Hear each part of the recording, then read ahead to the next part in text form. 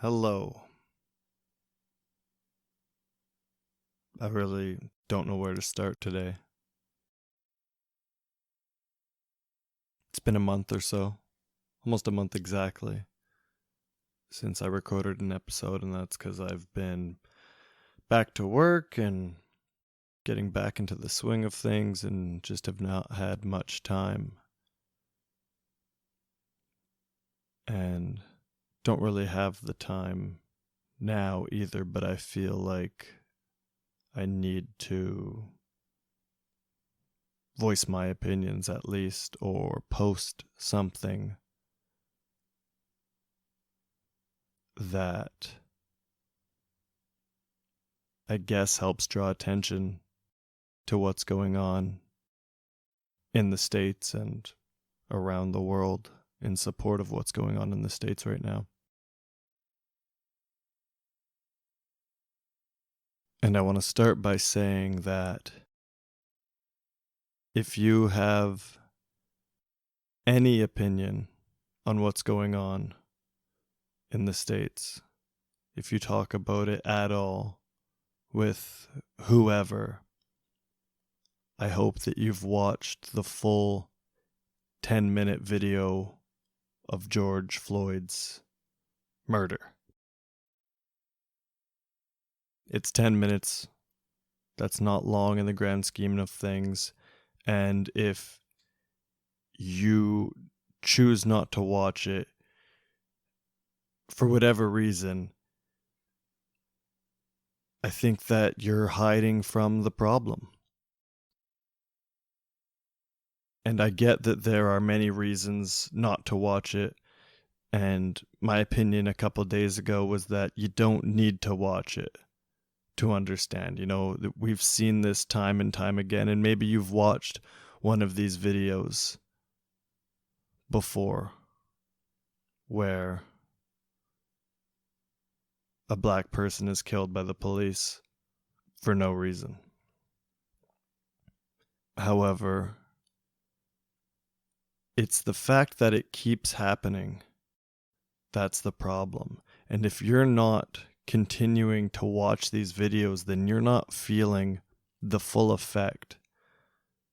Especially if you aren't a person of color. If you're a white person in this world, you're never going to fully be able to understand what it feels like to be a minority or a person of color. And in this specific instance, a black person in a country with systemic racism. And so if you want to have any opinion in favor of or against what's going on, watch the video first and then have your opinion, then talk about it.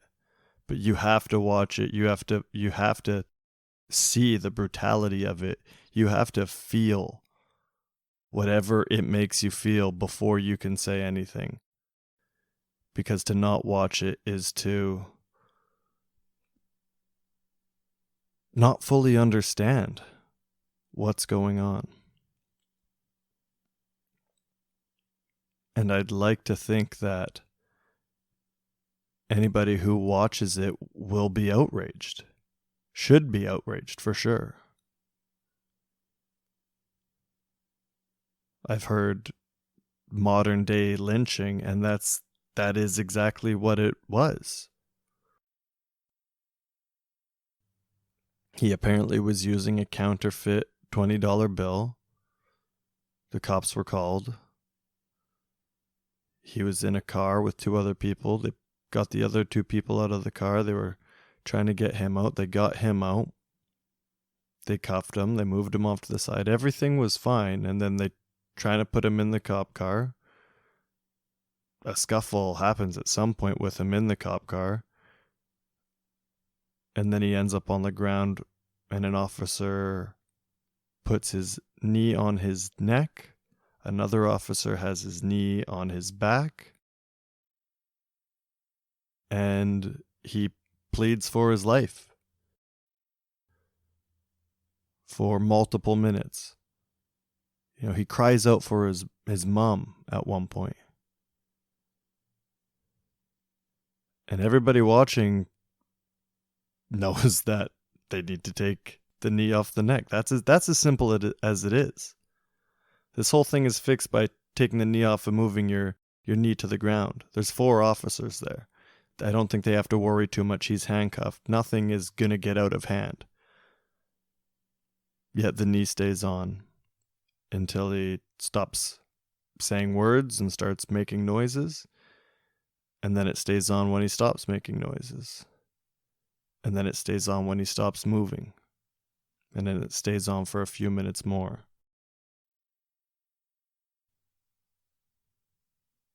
And that's it. In 10 minutes, you can see somebody go from full of life, normal, to dead.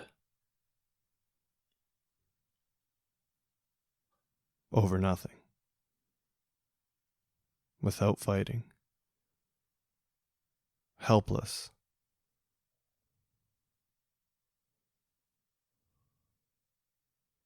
And it's far from the first time. And unfortunately, probably far from the last time. And now there are mass protests all over the country. And there should be. Because at some point, enough is enough. You know, there's been protests 2014, I believe. I want to say 2016, 2018. They've happened before. But nothing's come of them. They're usually a single city, maybe a couple cities. But they're isolated, they last a couple of days. And everything goes back to normal. I think that the fact that we're seeing consistent protests and riots, you know, from every however many years to every 4 to every 2 to who knows how often they're going to occur going forward. But we're ramping up to something. Something needs to change. And I think most people are aware that something needs to change. And I'm not going to say that this is not a race issue, because it definitely is a race issue. But I don't think that it's solely a race issue. This was going on when Obama was president. I believe that it's a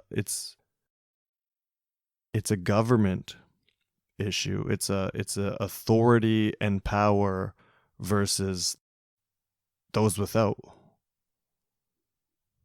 You know, it's a police state. It's a problem of a certain group abusing the power that they have and another group having no power.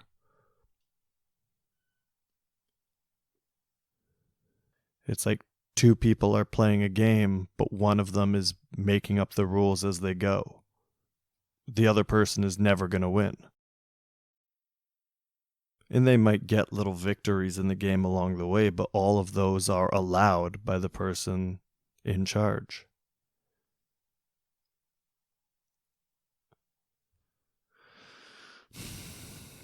And it's really the perfect storm right now. You know, at the start of this year, there's enough crazy other things going on and people taking notice of a lot of issues in the world. And the election primaries were going on. And again, I don't want to make this about something that it's not, and I'm not trying to detract or take away from the Black Lives Matter movement, because that is very important here. But I do think that this wouldn't be the case if Bernie was the Democratic nominee. You look at videos of these protesters, most of them are in their 20s. Most of them are young people that are helpless, that are furious, that are frustrated, that know that things are wrong and have been wrong for their entire lives and know that it needs to change. And those are the people that were loud, had rallied behind a candidate that they thought would bring change. And he was just pushed off to the side. And in his place, they gave you the option of Joe Biden, who is far from an ideal candidate, who has a questionable past, who's been, you look at Bernie, they're both career politicians, obviously. Bernie has the resume to back it up, to know that he'll fight for the people, for people of color. He was there at the rallies in the 60s. He was arrested protesting for people of color. And he's always tried to enact bills to help the people, been against wars. And then you look at Joe Biden, he's frankly done the opposite. He's been a part of the problem in incarcerating black people and wars, and really just the same thing that the government's been doing, right or left, for a long time. And obviously, he's up against Trump, and Trump is worse and no better. But it's faux change to go from Trump to Biden. It looks like change. It's just flipping left to right. Why do you think every 8 years it just sort of flips back left to right to left to right, to give the people a sense that something's going to be different when it never is? And so you get a population that for, 4 years ago, people rallied behind Bernie. Bernie should have been the nominee. The Dems chose to put up Hillary, and we saw what happened there. 4 years have gone by, and I'll tell you this. When it came down to Hillary versus Trump, I did not shy away from saying that I would rather have Trump win than Hillary. And the reason for that is that Hillary provided no change. And my thoughts behind it, I didn't think that Trump was going to be a better president. I didn't think that Trump was a better person. I didn't like Trump. However, I thought that Trump would expedite change in America, and really a lot of the world, Western world especially, still sort of moves to the beat of America's drum. And if there is a revolution in the United States, there's going to be a worldly revolution that happens. And I thought that a Trump presidency expedites that change. And so where we're at right now is, honestly,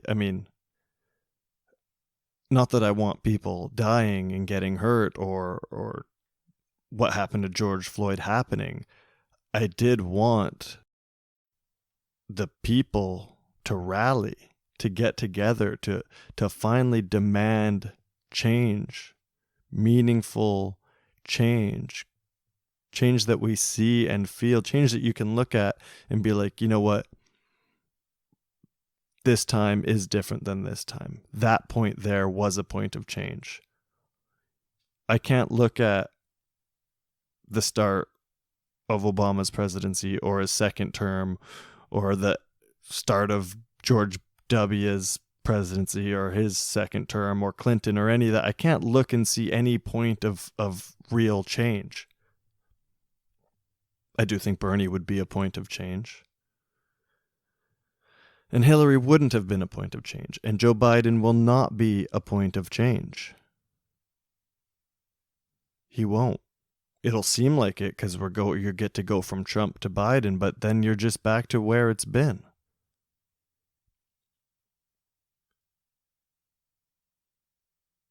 And it comes back to this authoritative ruling class and a large population of workers that are not able to live the lives that they should. We're all struggling. Everybody's struggling. And then within that, on top of struggling, black people are being killed all over the country. And, racial injustice isn't the state's burden alone. It happens here in Canada. It happens all over. And it's a world problem. Where there's smoke, there's fire. And where there are protests, there are major issues. And when the entire world, North America and South America and Europe, Asia, Africa, all having their own mass protests and riots over, a year span or over the past few years, you have to look at that and assume that though they might not all be directly connected, there's a general way that the entire world is and has been run. And that's not working for most people. This is a revolution. This is the time we're living in. We're fast approaching a time in history where the path forks. And one of those paths, with the aid of technology, leads to some sort of dystopian mass surveillance police state where there are a few people who are well off, who are doing well, who get to live these rich, happy lives, and then there's an entire population of people who get to go to work and go home with little candies sprinkled in for them when they're good boys and girls. And if you look at what's happening with these riots now, or these protests now, you can see where this can be amplified, and you move it forward technologically down the wrong path. And it only becomes harder and harder to fight back.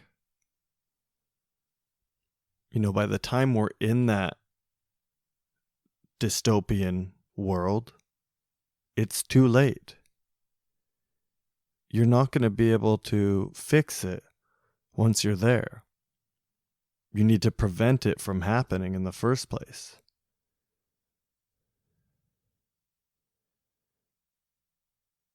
And I'd like to hope that we all have seen that Trump was somebody who tried to move too fast in that direction to take away freedoms and liberties of people and to help and support a smaller, wealthy ruling class.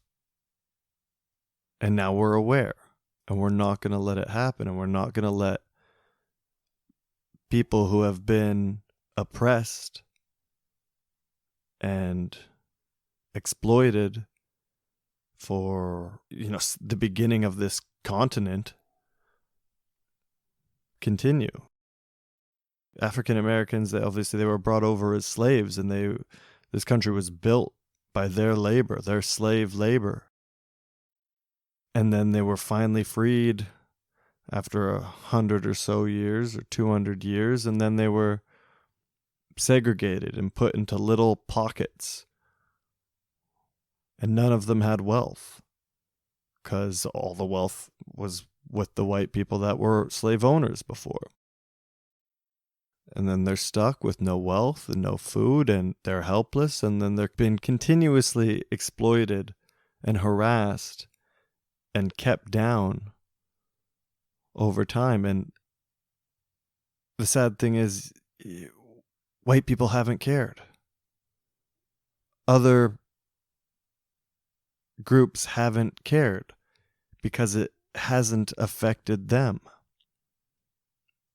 But now we're coming to a time where though it's still very white versus black, it is a rich versus poor, or a powerful versus a powerless.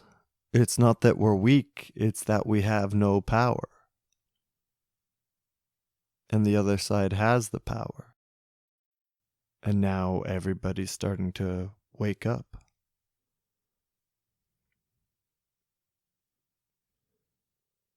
To compare it to what was going on in Hong Kong, that was again powerful versus powerless. And I think it's the same fight. It's at least being fought a very similar way. And it comes from people at the top who should be able to fix the issues, not doing so. And people at the bottom reaching their ends. With Hong Kong, the one thing that I think is very important to their protests, to their movement, is they have, there's a target, there's a goal. They've got their 5 demands, not one less. And that provides a possible means to an end. They want those 5 things, and they'll stop protesting. The problem with the protests going on right now, and protests that happened in Ferguson, and different protests that have happened over the past few years in similar situations, is that it's just been sheer frustration, which is fair. I get it. But sheer frustration cannot continue. That dissipates. Or at least, with no end in sight, how do you keep going? Or how is it allowed to? How can they help? Even though I'm sure they don't want to, how can the other side do anything to make us stop protesting? And so there needs to be targets or goals or things that we want enacted in light of this going forward that we are fighting for. Because unfortunately, trying to fight for justice is not enough. Unfortunately, we can't trust that they're going to be like, oh, okay, no, this time we learned our lesson. Yeah, justice we'll make sure, even if a video doesn't come out, but we hear of a white officer or any officers killing an unarmed black man or anybody, we'll deal with it. We won't be the good old boys club anymore. We will deal with it. There's no way to take them on their word for that. There needs to be demands that are met. And the main one is probably some sort of third party or a police to the police. I've always thought about the idea of there somehow being 2 police forces, completely separate, that can then be called on the other when one of them isn't doing something right. Because who do you call in that situation? When you're watching that video of George Floyd, it's so helpless, because those are the only people that we really have access to call to help. So what do? Call the cops and say, the cops are killing people here. You'll get hung up on. But if you could call a different group or a different organization and say this is what's going on, maybe obviously that's not as feasible, but there needs to be some sort of third party or independent investigator, somebody that looks into instances where police are accused of brutality or of wrongdoing. They can't be allowed to police themselves. That we know that doesn't work. There needs to be more transparency, for sure. And there probably needs to be, we're getting there with marijuana being legalized in a lot of places and things like that, but the war on drugs needs to end. Drugs need to be decriminalized, because that's not what really police should be out there doing. It just gives them excuses to pick on poor and people in bad situations, and it allows them to get aggressive and do things to people who really don't deserve it. Addiction's a mental issue. A lot of drugs, be it even marijuana use, whatever it is, oxys, cocaine, whatever drug you're using, it probably, there's a mental health aspect to it. It's not a law breaking thing.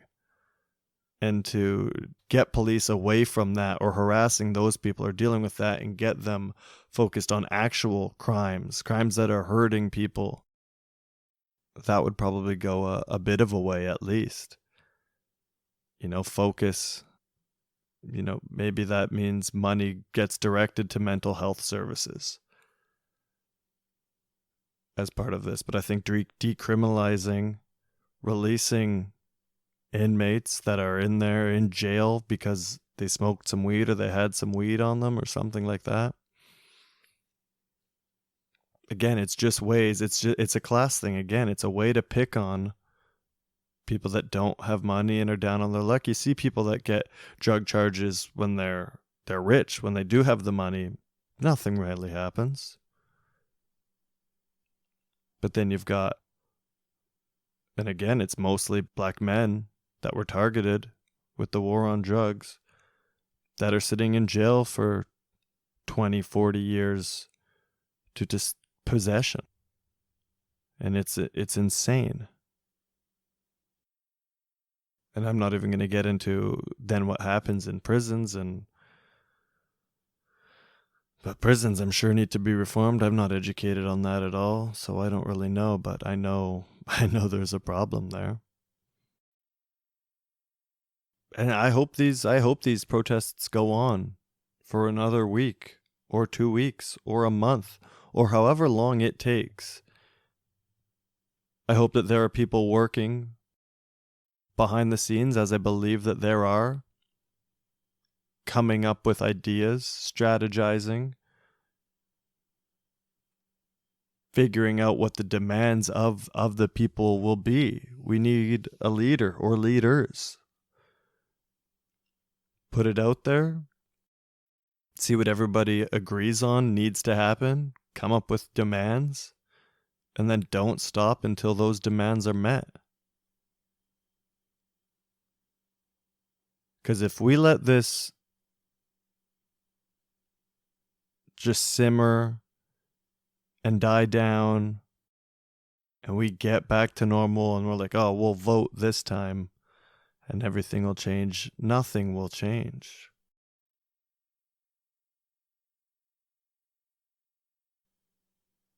What's that quote? If your vote mattered, they wouldn't let you have it, or something like that. That's unfortunately the real reality. That's unfortunately the reality of the situation, is that your vote, as much as it may help, and if we're stuck somewhere, if there's a line and we all want to be at 0 or the far left side, and we're currently at 75 on this right side, voting only ever really swings us 5 or 10 points on that line. And that line has been really consistently getting away from us, probably. So real change needs to happen. Real, burn it down and rebuild it change. None of this lipstick on a pig. Oh no, isn't it a little prettier now? None of that. We need a fresh start all over the world.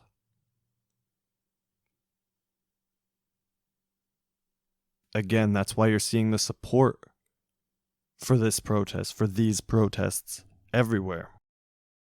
In Canada, in the Netherlands, in the UK, in New Zealand, and everywhere. And messages pouring in from all over the country because the world is watching. And for whatever reason, obviously due to the stature that the United States once had, that they've lost over the past few years, the world wants to follow suit. You know, imagine if it was America that was protesting the way Hong Kong was. China's so secretive and doesn't let much out. And obviously Hong Kong's a little bit different, but maybe not for much longer. But if the United States had protests going on where they were shutting down airports and just shutting everything down, nobody was going to work, streets were shut down. You know, if that was happening for consecutive weeks and months in the States, though, something would change. Something would change. I think that obviously it's useful to remember that things aren't always black and white. However, sometimes you probably do need to look at things in those definites. And what I mean by that in this instance is, look at this situation like there are only two options, where the protesters win or the protesters lose, where the people win or the people lose, because that's really what's going to happen. Middle ground isn't a real thing here. There should be no middle ground. It should be very obvious that something needs to change. So over the next couple days, while, you know, this fire is still lit, we need to figure out what those changes are that we need to see. And then we need to demand and not let this stop until they're met. And anything else will be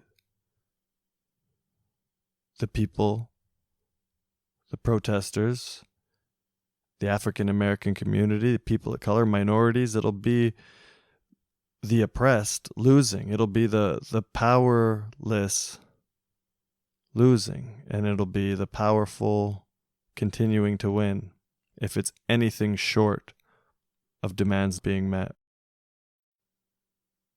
Because people are hurting and people are broken, and it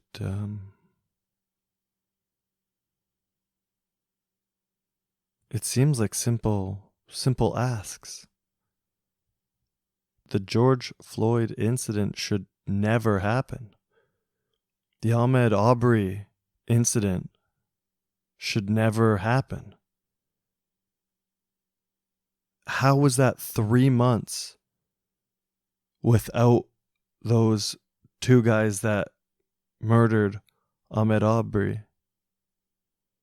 3 months and they weren't charged. 3 months they were walking around after killing a guy who was jogging. Only when a video came out and people got upset.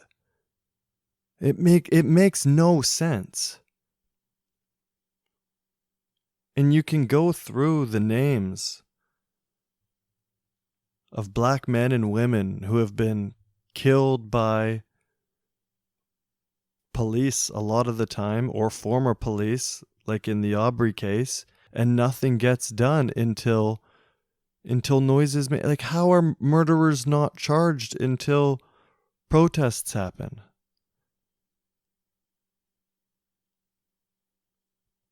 People can literally get away with murder, yet there's people in jail over a little bit of weed. Yet videos of people murdering people is not enough.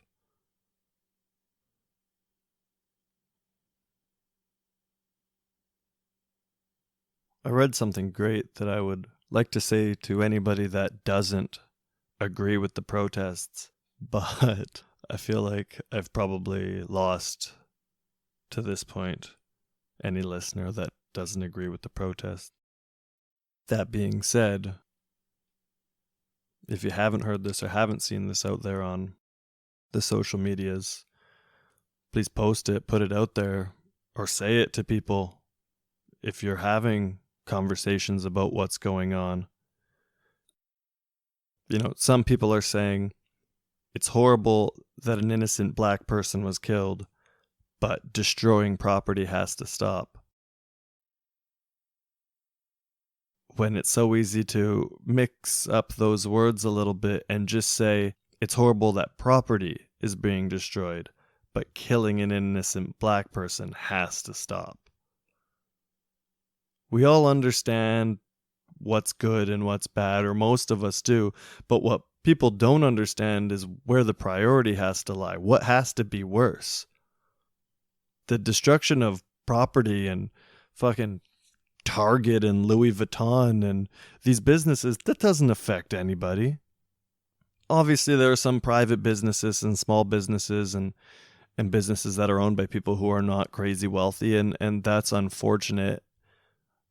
But most of these businesses and corporations aren't going to see any real loss. And if they do, anybody seeing, a real loss at these companies are it's going to be like taking a cup of water out of an ocean. They've got enough money where it does not matter.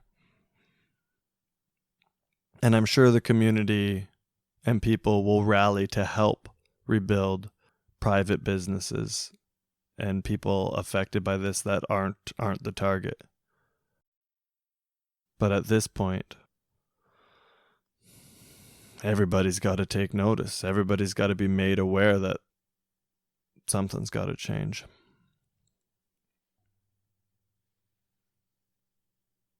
I'd personally like to see one of the demands be that Bernie gets put on the ballot. I doubt that'll happen. And again, that might take away from the main point of these protests. But I do think that that's something that would help start real change. Because something's got to give. I can't believe I'm almost 30 and I really have no promise for where the world's going to be when I'm older. Like, I have zero expectations of being fully or near fully happy with the state of the world because of the way that it's currently being run. And maybe that's not true, because I know the way that I feel, and I know the way that a lot of people around my age feel, and maybe we just need the generations older than us to die out.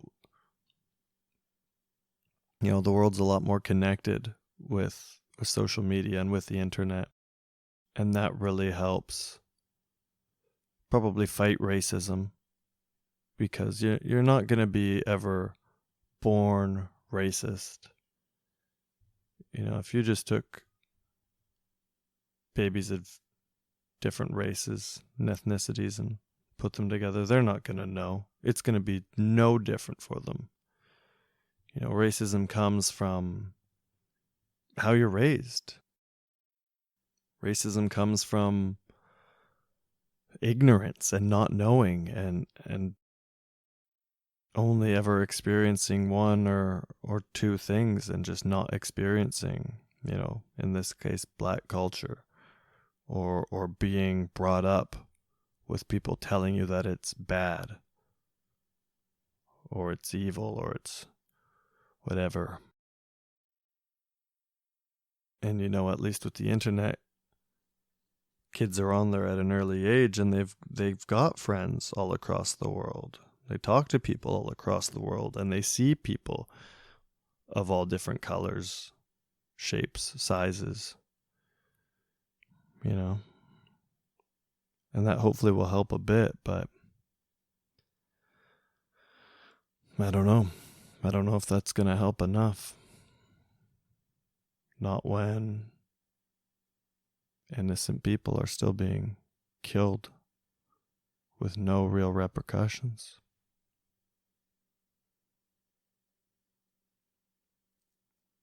So I don't know. I don't know what to do.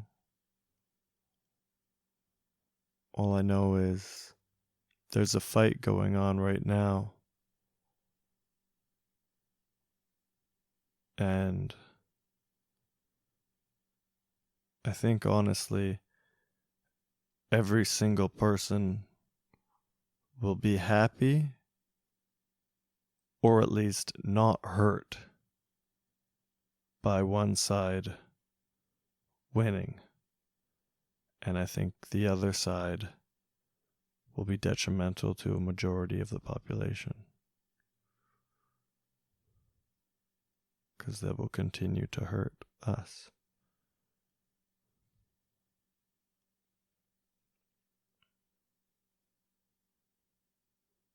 So talk about it.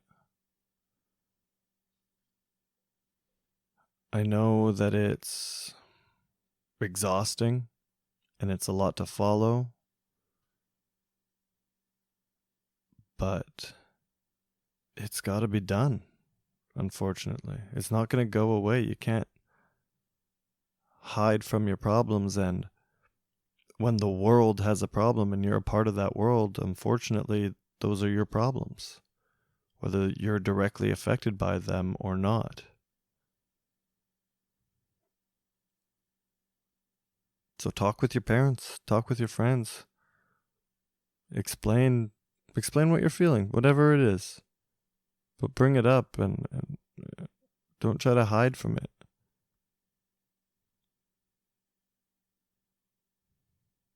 Because even if you do try to hide from it, it'll find you. And you don't want to be unprepared.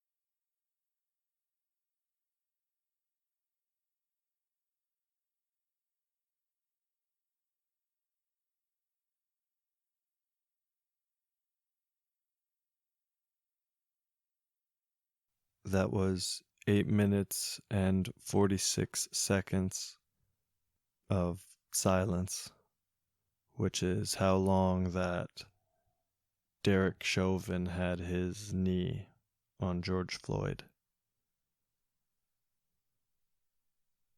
including time after George Floyd had died.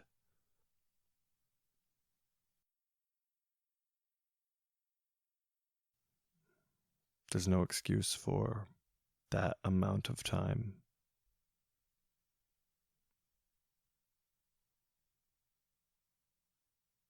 Things need to change.